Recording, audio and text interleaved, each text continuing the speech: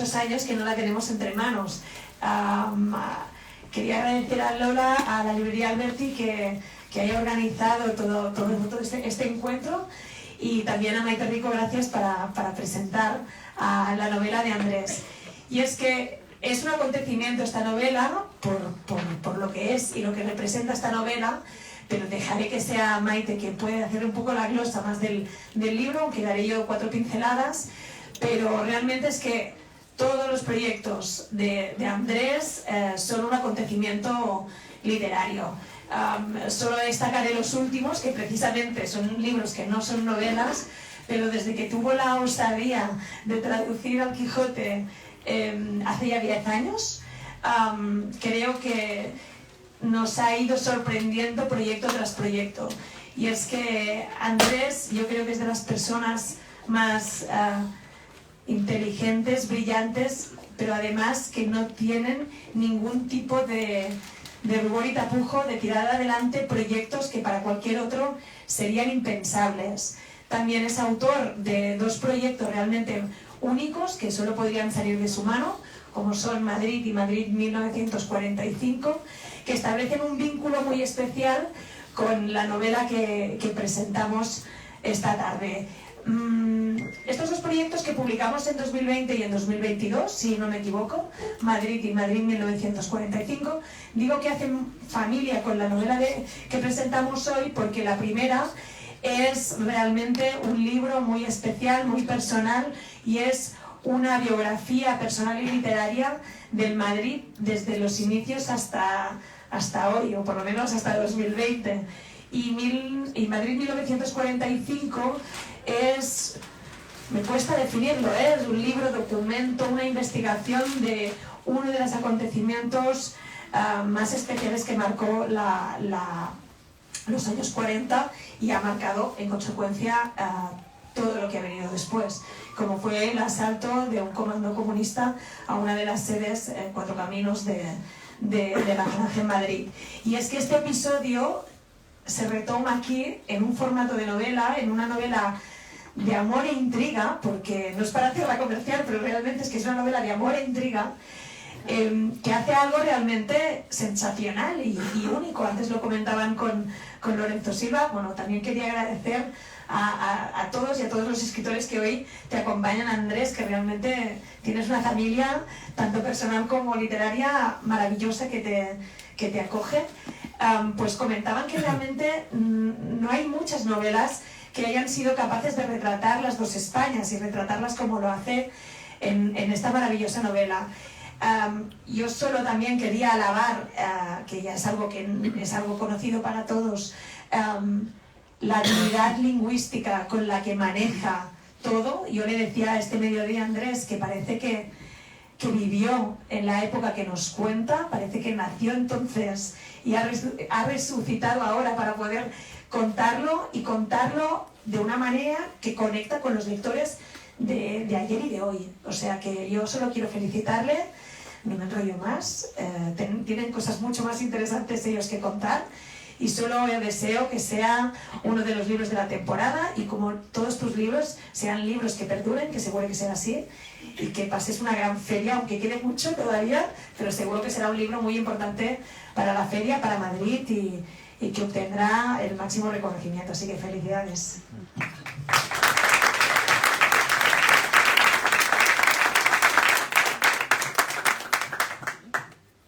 Buenas tardes, bienvenidos a la presentación de Me dicen que regrese, la novela de Andrés Trapiello.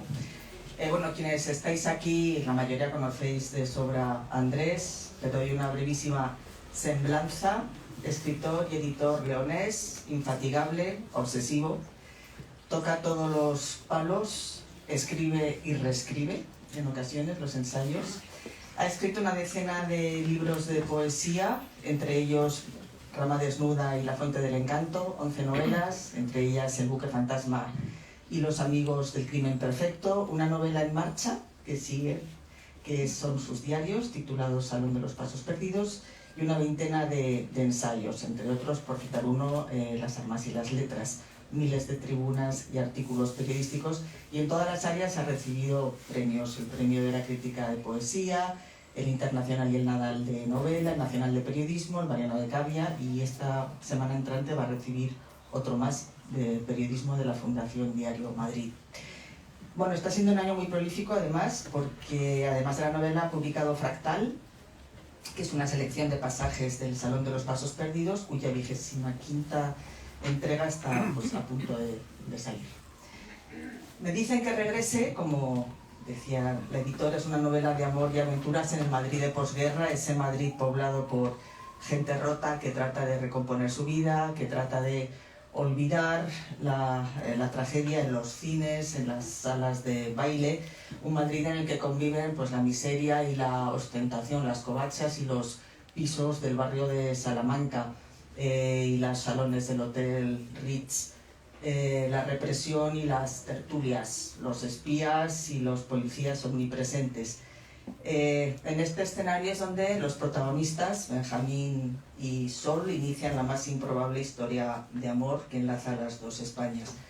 La novela arranca efectivamente en el mismo momento en que un comando comunista comete un atentado en una sede falangista de Madrid. Este fue un suceso real que sacudió la política española y que Andrés descubrió o conoció de manera casual al toparse en la Cuesta de Moyano con un documento con el expediente del caso. Lo investigó varios años y el resultado fue la crónica Madrid 1945, la noche de los Cuatro Caminos, que también publicó Destino en el año 2022. La novela, este episodio forma parte del escenario en una trama secundaria. Pues hay 4 aspectos que me gustaría, 5, añado otro, pero vamos, ir desgranando. Uno es la frontera entre la ficción y la no ficción, otro es la guerra civil y la posguerra como materia literaria, otro es la propia factura de la novela, la recreación de ambientes, y otro Madrid como escenario y coprotagonista. Escribiste en el prólogo de Madrid 1945 que te habías resistido a escribir una novela con todo ese material que habías investigado. ¿Cuándo decides dar el salto a la ficción y novelar aquella etapa? Bueno, muchísimas gracias, Maite. Gracias, Ana. Gracias a Destino. En fin, gracias a todos ustedes. Bueno, se me ocurre pensar, viendo tanta gente, lo que decía Ferrosio, yo creo que estoy sobrevalorado. Realmente estoy encantado, pero me aburra un poco hablar a tanta gente. Pero es muy grato porque la novela, al contrario de lo que son los estudios, los ensayos, te permite una libertad que no tienes. Yo los ensayos los paso a... Los ensayos que he hecho, siempre estás pensando que te equivocas, que hay un dato mal, que has juzgado mal, que has ponderado mal las cosas. Y bueno, y de hecho, tú te referías a que corrijo los ensayos, porque mis ensayos están hechos a veces muy lentamente, pero también escritos muy rápidamente. Es decir, responde un poco a una vida. Las almas y las letras es un libro vivido durante mucho tiempo, pero escrito en 3 meses. Entonces es muy fácil cuando escribes rápido que se te pasen cosas. En cambio la novela no, porque la novela es un territorio donde todo puede pasar, todo es legítimo dentro de un orden, y ahí el único Dios eres tú, y por tanto no hay nadie que te pueda decir nada. El otro día me hiciste esa misma pregunta, recordabas la entrevista que me hiciste para una conversación, la conversación que tuvimos tú y yo, cuando hablamos de la novela. Lo primero que me preguntaste es, bueno, tú en el prólogo, en el primer prólogo de La noche de los Cuatro Caminos, decías que los amigos, cosa que era verdad, me invitaron a escribir una novela cuando yo conté la peripecia del hallazgo, porque la peripecia del hallazgo, como digo en ese mismo prólogo, no pasan en las novelas malas. Es decir, no vas a la Cuesta de Moyano y te encuentras con un expediente de la policía, de la brigada político-social, con fotografías originales, de la prensa comunista, con un realmente bien hecho expediente policial, es decir, bien armado, y de un hecho además que insólito, porque cuando yo encontré ese manuscrito, que creo recordar que decía más o menos así sobre el atentado de los Cuatro Caminos, de la subdelegación de Falange, los Cuatro Caminos, y las prensas clandestinas del Partido Comunista en España. Es decir, unía dos cosas distintas. Unía un atentado comunista y las prensas comunistas en España, clandestinas. Bueno, cuando encuentras esto, realmente dices, bueno, pues voy a ver qué es. Y la primera sorpresa es que este hecho no figuraba en ninguna de las historias del Partido Comunista, ni tampoco en ninguna de las historias del franquismo de ese momento. Y cuando yo me acerco a las hemerotecas, empiezo a ver que ese hecho, que es un hecho minúsculo realmente, del que nunca de otros parecidos se había hablado en la prensa española, se le da una importancia enorme y convoca al día siguiente la mayor manifestación política que ha tenido esta ciudad hasta ese momento, mucho más que la de la República. 300.000 personas se congregan. La primera pregunta que te haces es, bueno, ¿cómo un hecho que normalmente tendría que haber pasado a la clandestinidad, es decir, al olvido o al secreto, el régimen no se ocupaba de esas cosas, cómo se hace público en unas horas y concita en toda España un movimiento enorme de simpatía hacia Franco? Entonces, ¿y cómo es que un hecho tan importante no figura en ninguna parte? Bueno, no figura en ninguna parte, primero porque el Partido Comunista es el gran fracaso, es decir, este hecho, el atentado, es el principio del fin del maquis, que terminará en el año 45, y por otro lado es el gran fracaso de toda la política falangista en ese momento, porque lo que concita también es que Estados Unidos e Inglaterra, que van ganando la guerra, que la van a ganar en unos meses, favorezcan al régimen de Franco porque quieren liberalizarlo y sobre todo ocupar, cosas de realpolitik, quieren ocupar en el sur de Europa, en el Mediterráneo, el puesto que teóricamente hegemónico va a tener la Unión Soviética. Bueno, cuando yo cuento a estos amigos todo esto, me dicen, bueno, es que esto es una novela. Esto realmente, porque tú tienes las declaraciones de los que implicados, tú tienes todas las actas policiales, voy poco a poco investigando, y yo les dije que no podía hacerse de esto una novela de ninguna manera. Y de hecho la que hoy presentamos no es una novela de eso. Y no se puede hacer una novela de eso porque era muy importante para mí contar los hechos tal como habían sucedido, sin contaminación ninguna de la ficción. Puse dos ejemplos. Era muy importante contar en ese libro que si yo decía que la policía contrataba a un boxeador profesional para pegar las palizas en la Dirección General de Seguridad, quería que se entendiese que eso era cierto, que no era una imaginación mía. Y si yo contaba que el Partido Comunista pagaba 1000 pesetas por asesinato, también quería que se supiera que era cierto. Y esto extendido a toda la historia. Bueno, yo publiqué hasta donde pude llegar ese libro, pero en aquel momento los archivos militares estaban en muy malas condiciones, no existía todavía la digitalización y las cosas de informática, era todo manual, y además buena parte de esos archivos estaban destruyendo yo no lo llegué a ver nunca, pero los traían de ahí en campamento en Madrid. Había, parece ser, unas naves debajo en muy malas condiciones, los expedientes que me traían estaban realmente podridos, literalmente, no se podían abrir porque se desplomaban todos, en fin, olía aquello a hongos y a champiñones cada vez que venían esos expedientes de allí, y bueno, lo dejé de investigación, se publicó. Pero 20 años después yo empecé a oír que todo eso estaba digitalizado y empecé a buscar lo que no había encontrado, y encontré cosas extraordinarias. Básicamente lo más importante es la colaboración de la Embajada Americana con el Partido Comunista en un primer momento y después con Franco.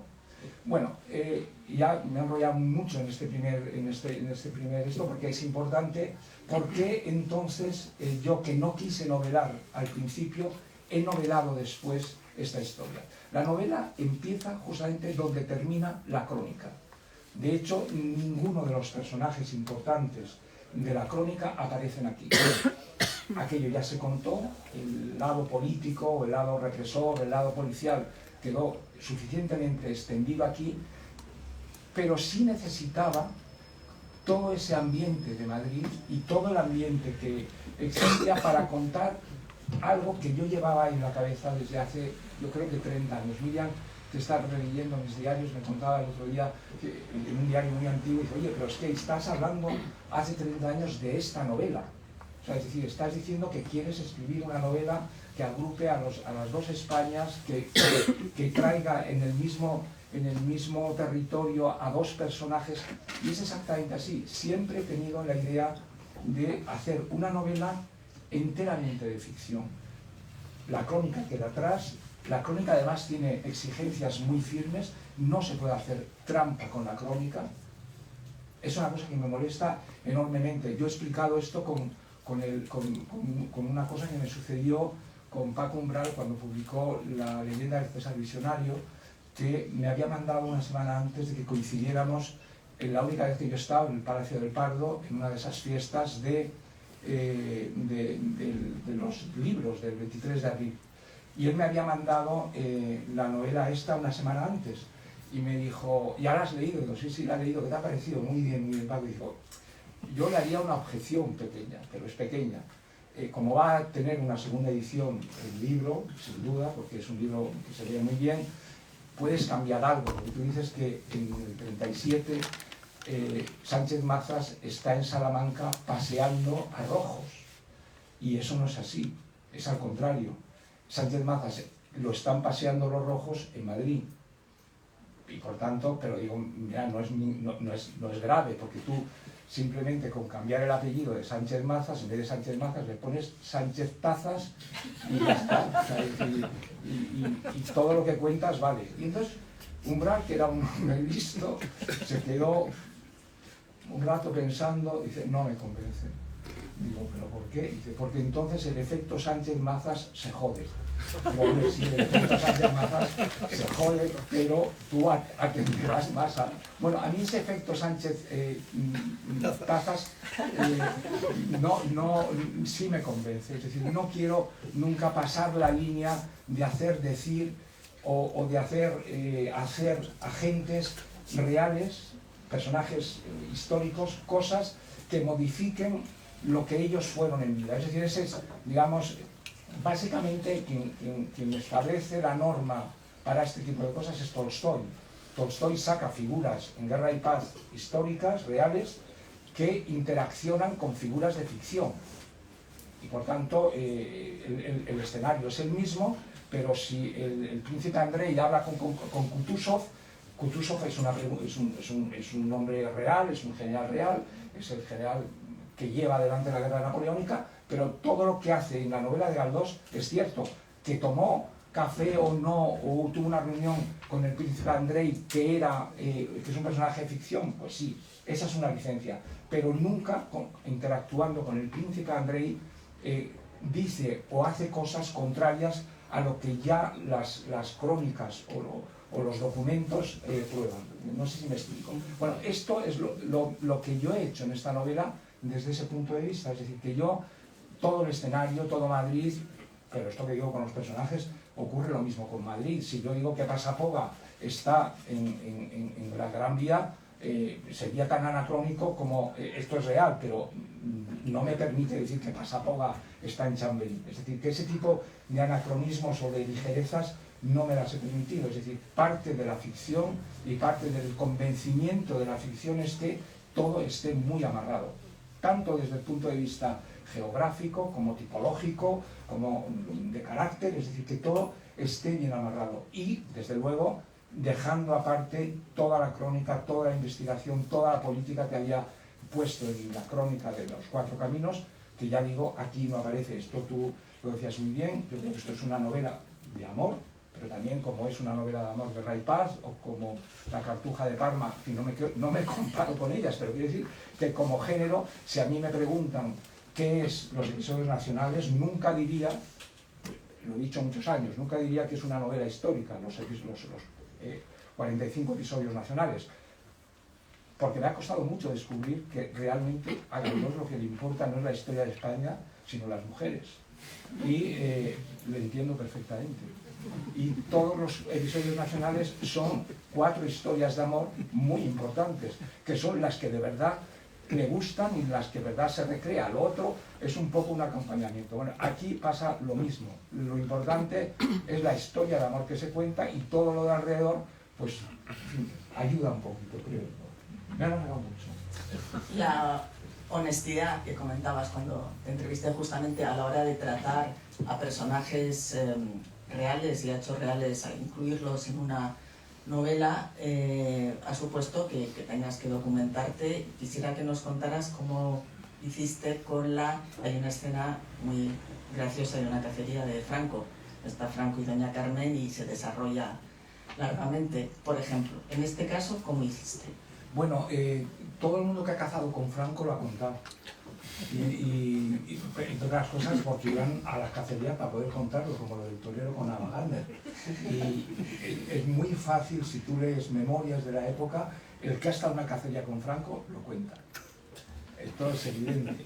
Y lo que hacía Franco en las cacerías lo sabe todo el mundo. Y además las cacerías, que me perdonen los cazadores, son aburridísimas y pasan en todas lo mismo. En casi todas pasa lo mismo. Entonces no es muy arriesgado. Es más arriesgado otro tipo de investigación. Pero en el caso de las cosas, también yo creo que he tenido una ventaja. Es verdad que esta es una novela que hacía 10 años que no escribía novelas, pero yo he tenido la ventaja de que esta novela viene detrás del libro de Madrid, del libro del Rastro y del libro de 1945, que, en fin, como podéis imaginaros, he terminado en Madrid hasta el pelo. Yo ahora vivo los momentos más felices de mi vida, los vivo ahora paseando por Madrid, porque voy viendo y diciendo, qué bien, y de esto no tengo ya que escribir. Bueno, pues esto es lo que me ha sucedido con esta novela, es decir, que cuando me he puesto a escribir, he tenido a Madrid y he tenido los libros, las hemerotecas, las descripciones de la ciudad, de las modas, tan cerca ya y tal que no me ha costado. De hecho, es la novela que menos me ha costado escribir. A mí me cuesta escribir mucho todo, pero esta me ha costado bastante poco, yo creo. Te comentaba también en la conversación que tuvimos, en la entrevista, que el Madrid 1945 es una crónica, pero que se lee con la agilidad de una novela. Y esta es una novela que a veces da la sensación también de que hay, bueno, pues hay episodios reales, hay personajes reales. A veces cuesta discernir qué es verdad, qué no lo es, qué personajes. Y yo también, porque soy bastante obsesiva, te contaba que estuve buscando en Google cuál era verdad, ¿no? Encontré, pues sí, diplomáticos americanos, Hugh Emmett, que existía, el embajador Hayes, otros personajes, otros me he quedado con la duda y lo hemos dejado en el aire, como por ejemplo Sol, la protagonista. Pero es verdad que, bueno, otra cosa también que descubrí es que llamaste a uno de los personajes y al parecer no eras consciente de eso, como un futbolista portugués. Custodio, el tipógrafo, espera, ¿cómo se llama? Lo tengo por aquí. Custodio Castro, que tampoco es un nombre muy... Busqué Custodio Castro y me sale un futbolista portugués. Sí, no, yo ahí no he llegado. Al fútbol portugués no he llegado, aunque... No, en general hay muchos azares en las novelas, ¿no? Y esta novela es muy azarosa, para contarlo por lo que decía antes, porque como me he sentido muy libre, en general, incluso a los policías les he cambiado el nombre. Es decir, porque son intercambiables. O sea, en la crónica de los Cuatro Caminos tienen un nombre propio, pero aquí son más o menos los mismos, cambiados porque no son significativos. En cambio, esta es una novela dialogada, que es una de las cosas que más me gusta del Quijote, que es el Quijote es una novela que es dialogada de principio a fin, y eso hace, aunque sea una digresión que viene a cuento, eso hace que, si lo he dicho algunas veces, que si Sancho Panza viviera con nosotros, ahora entre nosotros, perdón, que si Sancho Panza hubiera sabido leer, como leía el bachiller Sansón Carrasco, porque era una novela dialogada, la hubiera entendido toda entera. Es decir, aunque era analfabeto, esa novela la hubiera entendido. Yo, en la medida de mis posibilidades, sí he querido hacer una novela muy ágil y dialogada aquí. Eso me ha llevado a un trabajo divertido y entretenido, que es encontrar el diálogo o el tono de las palabras. El lenguaje es lo... El lenguaje es una parte muy importante, sí, que quería que habláramos sobre eso. No, ya que estamos ahí, efectivamente utilizas expresiones, no encuentras un solo anacronismo, usas expresiones que algunas ya están en desuso, pero que muchos hemos oído en casa, las abuelas. Entiendo que ha sido un trabajo muy riguroso y me imagino que te ha llevado tiempo.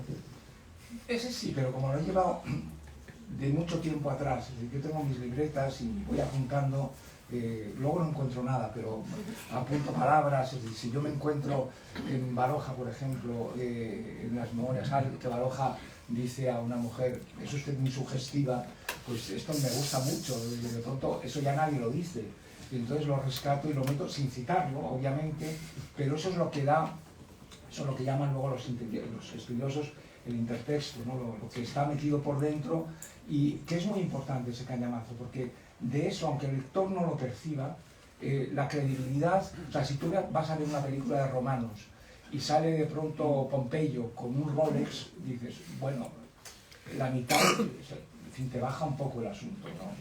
Pero, y esto en las novelas históricas, no diré del autor, porque es un autor muy querido mío y no lo diré, pero leyendo una novela suya que recreaba la España, la Castilla del siglo XVII, cuenta que lleva a su mujer con la que se casa y la pasa el umbral de la casa, la recoge y la pasa como hacen los americanos el umbral. Bueno, eso te deja un poco frío, ¿no? Bueno, dices, bueno, es una licencia. Pero luego tiene la primera noche de amor en una cama con somier.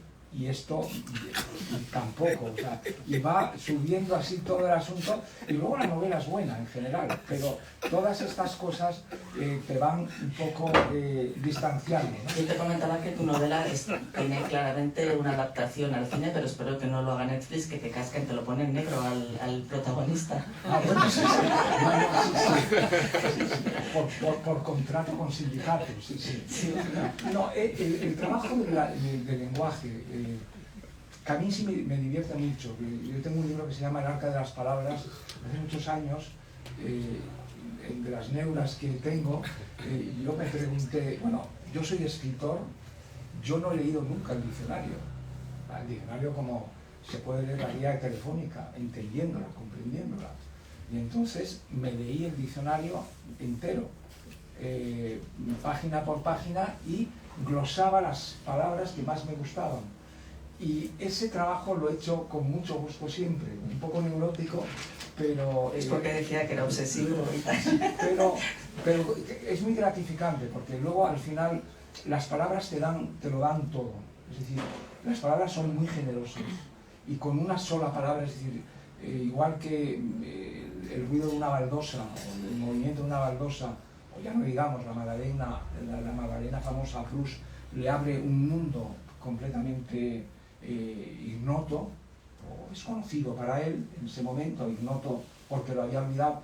Estas palabras clave de los años 40, sobre todo a los lectores que están más en mi edad, o como tú eres más joven, pero las has oído, también les abrirá, digamos, el campo a esos recuerdos de la infancia, y a los que son más jóvenes les ilustrará también y les adornará el relato, que insisto, lo importante no son las palabras, al fin y al cabo, lo importante es lo que sucede, son los sentimientos, es la pasión, es el sentido.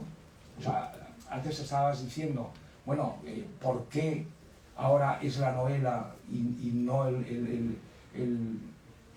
estudio, no el ensayo? Bueno, por una cosa evidente, o sea,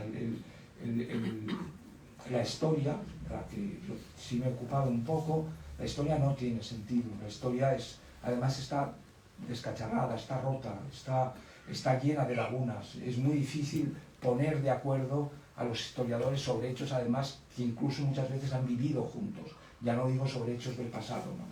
Y entonces toda esa especie de sinsentido en la novela se suspende, y al contrario, el novelista lo que busca es sentido a todo esto. Y además de una manera legítima, porque le da un conocimiento, o le da unas... Nosotros no tenemos sentido tampoco, no tenemos argumentos, pero sí tenemos la obligación de buscar un sentido a nuestra vida y dárselo, que no lo tengamos. Y eso la ficción lo hace, y lo hace de una manera, yo diría que es bastante Es bastante extraño, es como una especie de milagro que se produce, que hemos leído todos mil ensayos sobre el misterio y la naturaleza de la lectura, pero finalmente se produce algo que es muy difícil de explicar, en la poesía sobre todo, que brota un conocimiento último que además suele ser inefable, es muy difícil de transmitir. La emoción que sientes al leer una novela, terminar una novela, el vacío que te deja, es un vacío irracional, pero es un vacío lleno de afectos, lleno de conocimientos y realmente de emoción, que es lo que es los libros. Los libros deben ser emocionantes, te cogen al principio en un lugar y te llevan a otro lugar, por eso se llama emoción, porque te mueven de sitio, y en ese viaje te hacen, no solamente te suspenden en el tiempo, sino que y durante el tiempo que estás leyendo parece que estás en otro mundo. Es que cuando te devuelven a te devuelven un poquito mejor, creo. Sí, mejor y sobre todo conociéndote más a ti, conociendo más al mundo y ordenando más eso que estaba desordenado. Es que, de hecho, me piden que regrese, más allá de la trama y de las aventuras, acabas con la sensación de que es un proceso de inmersión absoluta en el clima de la posguerra, incluso de la guerra, de la que dan pinceladas los diferentes protagonistas. Es como un caleidoscopio que nunca te va a ofrecer un libro de historia o una crónica. O sea, es una experiencia vivencial muy, muy intensa, muy inmersiva. De eso se trata.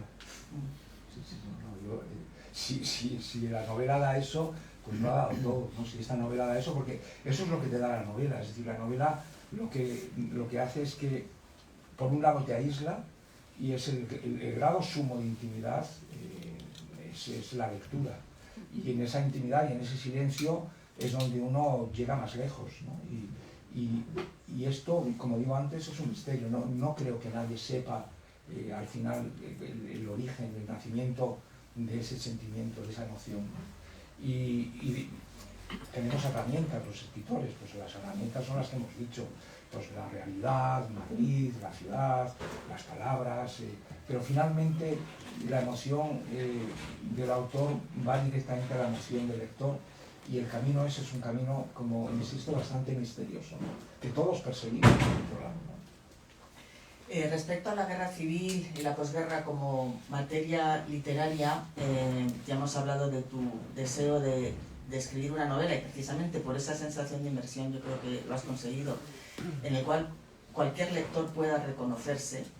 Lo que me llamó mucho la atención cuando hablamos es que no hayas encontrado referencias literarias desde esa perspectiva, es decir, una novela global que supere la dinámica de los bandos, ¿no? Ese era el propósito, en principio, de esos años. A lo mejor existe, pero yo no la recuerdo. La literatura de esos años, la buena y la mala, la buena es muy sombría, en general. O sea, los Delibes, la Foret, Luis Romero, los Cera, etc., es una escritura muy tenebrosa, en general.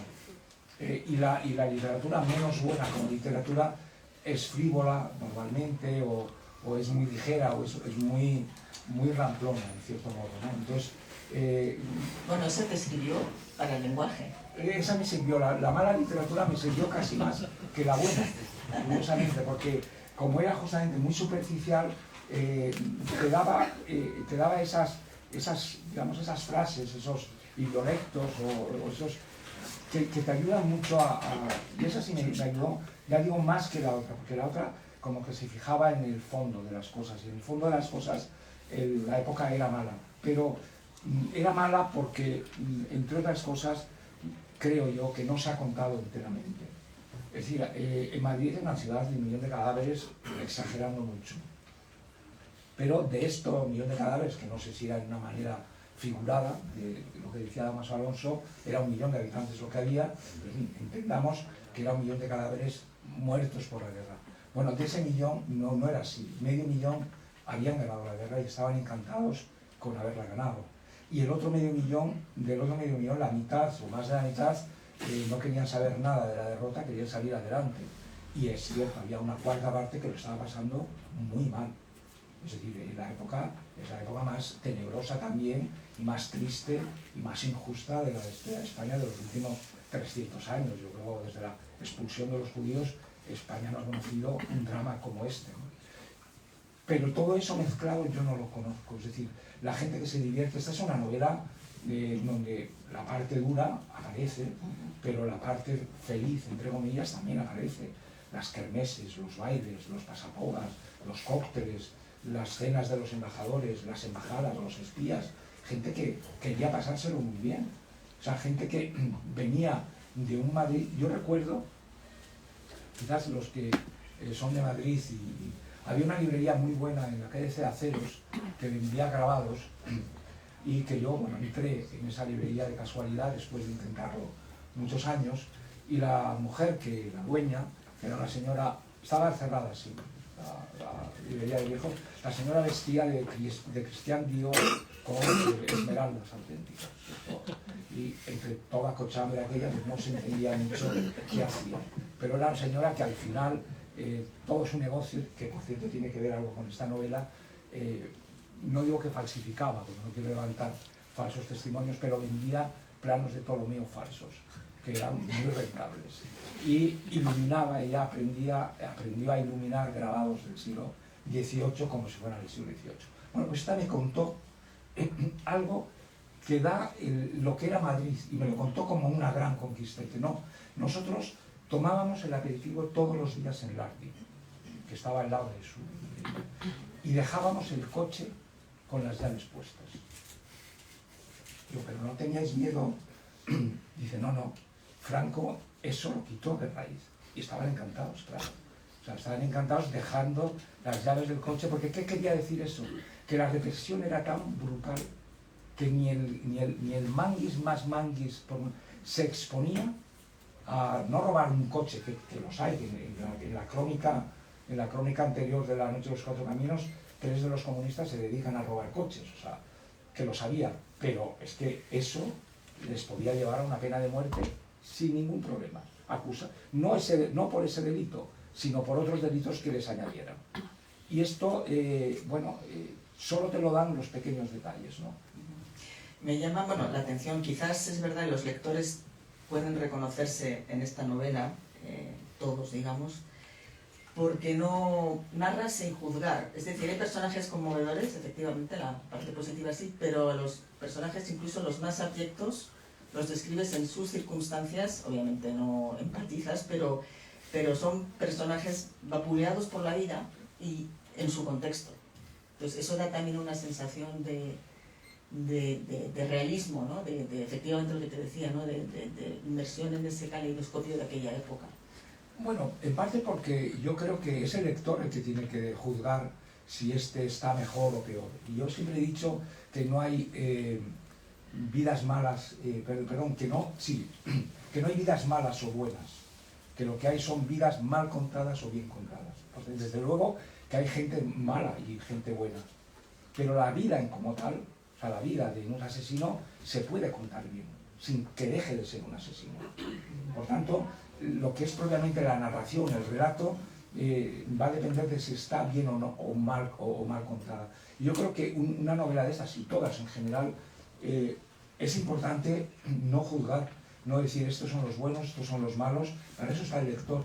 Yo le he dado, así como en la crónica también ocurría eso, es decir, que yo exponía crudamente el asunto, eso sí lo he trasladado aquí también, que sean los lectores los que decidan cuánta culpa tenía uno, o cómo de inocente era el otro, o incluso el que es un policía abierto. Bueno, cuando conoces su circunstancia, no digo que lo justificas, pero sí lo comprendes.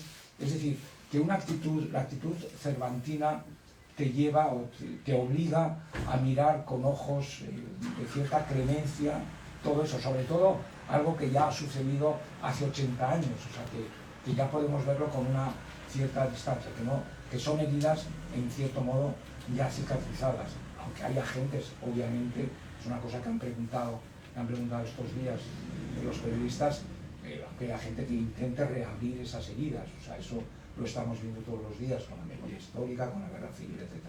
Pero en fin, yo he venido aquí a hablar de mi novela y esto lo dejo un poco al margen, ¿no? Es decir, pero eso existe, sí, como recuerdo. En la entrevista, bueno, le hice muchas preguntas que quedaron fuera por la limitación de espacio y quisiera volver a ellas. Una respecto a Madrid, me llama la atención la presencia de las tertulias en una época en la que, como tú dices, la tertulia dices que es la continuación de la guerra civil por otros medios y las únicas controversias toleradas, pero básicamente más allá del fútbol y los toros tampoco se podría hablar de mucho, ¿no? Entonces es muy llamativo que hubiera como 200 en el área metropolitana. Sí, este es un dato, bueno, Cera lo haría, la colmena, como sabes, sucede en una tertulia también literaria, pero son 10 años después. Esto lo cuenta muy bien, y yo en la novela, en fin, me he servido de ello, un libro de Cansino Sassens que os recomiendo a todos vivamente para leer al mismo tiempo que mi novela, si tenéis esa curiosidad, que se llama El diario Madrid 1944, donde Cansinos, que es un hombre gris, diríamos, desde el punto de vista social, es un escritor ya pasado de moda en ese momento, es un hombre anticuado, viejo para la época, tenía 10 años menos que yo, pero ya era viejo, y él está, digamos, es uno de los que participa en esas tertulias, que son una válvula de escape. De la misma manera que en los periódicos, es llamativo, que en los periódicos españoles, donde no hay libertad de prensa, por tanto no hay opinión, y lo que hay es muchísimo relato, muchísima literatura, muchísima novelería por entregas, etc.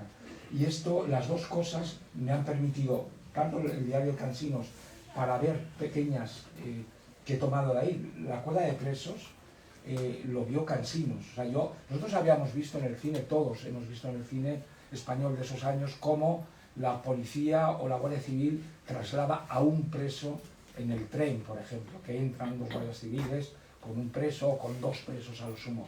Pero una cuerda de presos caminando por la Gran Vía, eso se lo debo a Cansinos. Y esto sí es importante, es rescatar ese tipo de cosas pequeñas, las tertulias, por ejemplo, el nombre de las tertulias, etc., cómo se cambiaban, iban de un lado a otro, se cabreaban mucho. Nosotros conocimos las últimas tertulias, nosotros teníamos una tertulia, me parece que estaba por aquí,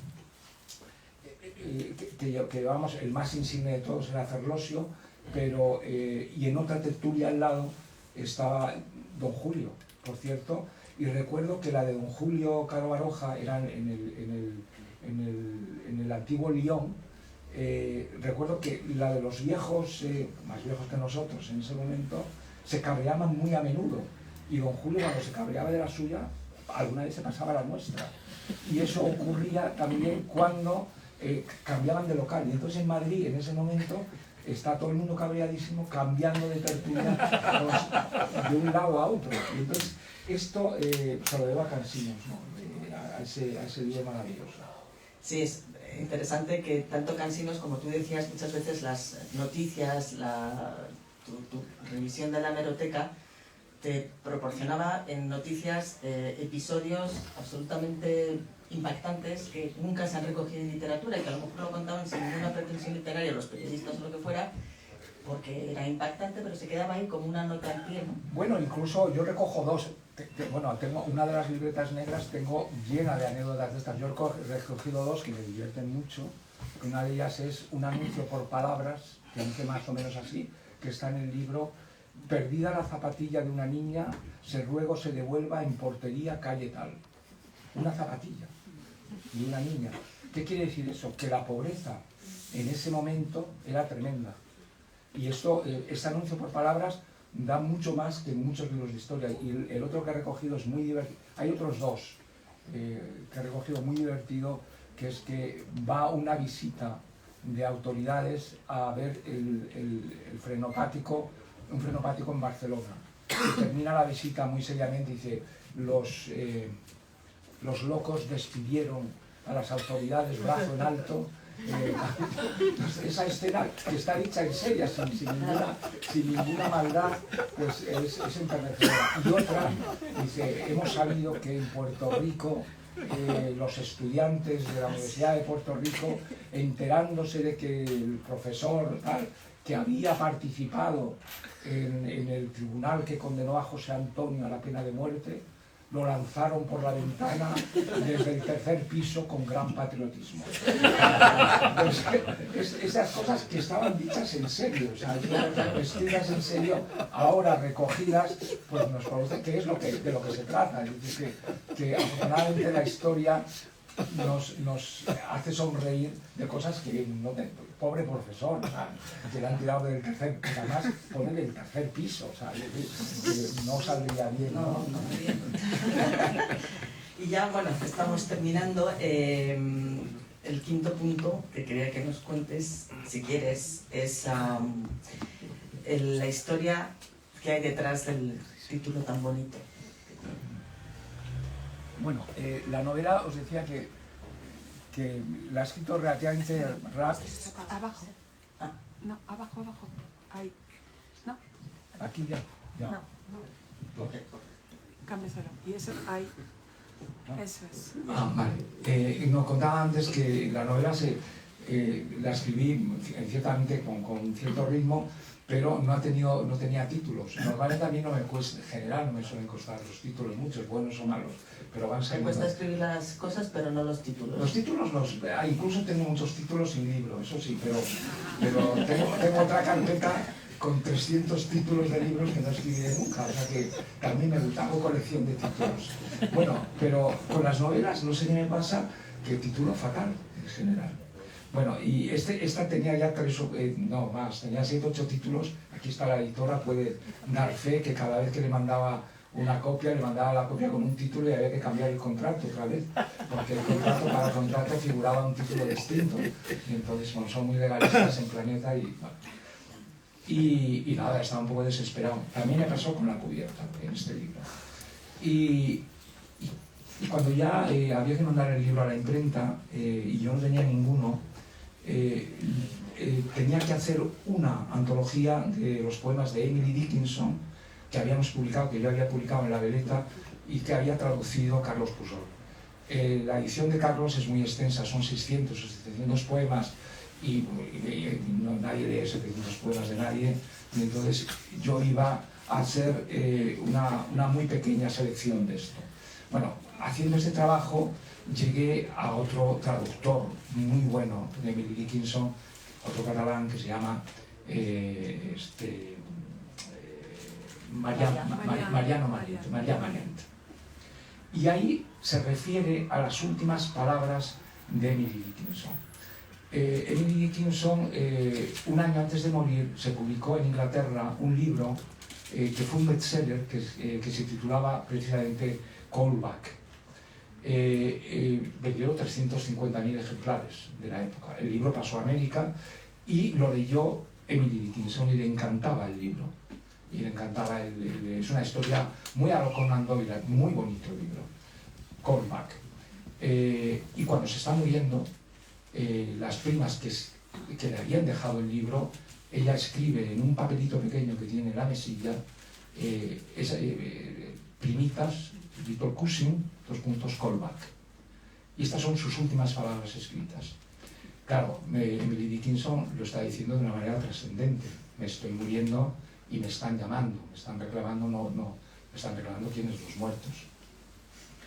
Y entonces, bueno, yo averiguo inmediatamente, claro, busco la novela, a ver qué tal, y resulta que me encuentro que hay una novela traducida, esta novela traducida al español, un año después de la muerte de Emily Dickinson y publicada en Estados Unidos, en Nueva York. Y encuentro la novela. Y la novela además está traducida nada menos que por José Martí, el poeta cubano. Y dije, bueno, pues la conseguí por neurosis. Y bueno, cuando viene, qué decepción, porque cuando me viene la novela, la vez como ha traducido Callback, misterio. Y investigando y siguiendo el asunto, llego a Maria Manent, que traduce Callback de una manera maravillosa. Me piden que regrese. Que es la de decir, bueno, no te puedo contestar porque me están llamando ya. Ese es el y tipo. encaja perfectamente. Y encaja, bueno, claro.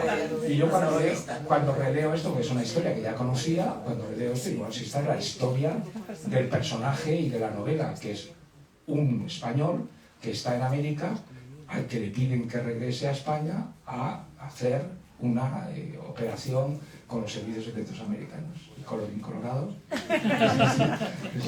Y la presentación también. Hemos llegado a la hora.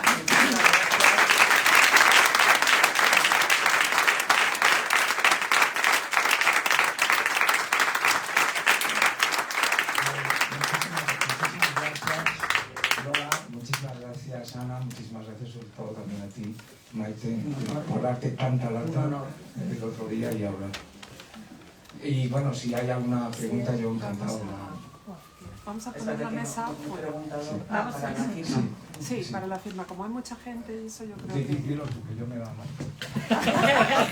Gracias, Andrés, y gracias, Maite, y gracias, Ana, también por esta tarde tan emocionante, ¿no? Y has hablado de la lectura y de la intimidad, que era el ambiente que hemos tenido durante todo este rato. Muchísimas gracias. Y muchas gracias a todos los que habéis llenado la librería, algunos más cómodos, otros menos incómodos, pero supongo que se habrá pasado muy rápido. Vamos a poner la mesa de firmas fuera, que ahora no llueve, y tenemos además un techito, y ahí se podrá hacer la cola y le podéis hacer todas las preguntas que queráis, Andrés. Muchísimas gracias.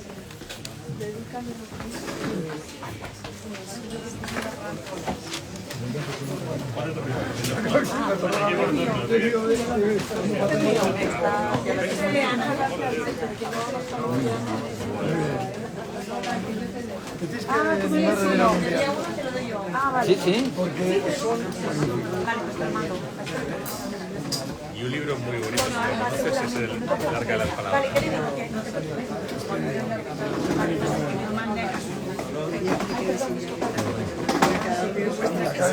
Ahí está Fernando Sabater.